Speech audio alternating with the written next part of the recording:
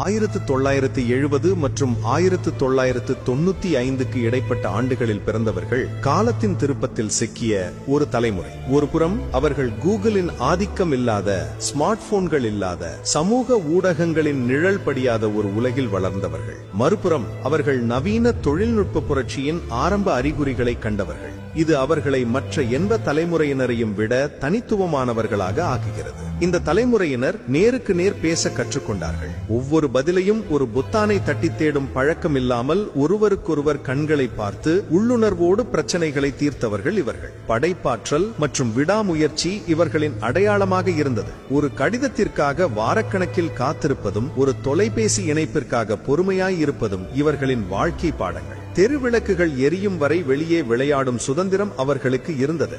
உண்மையில் இந்த பூமியின் சிறந்த தலைமுறையாக அவர்கள் எப்போதும் இருப்பார்கள் என்பதில் சந்தேகமில்லை.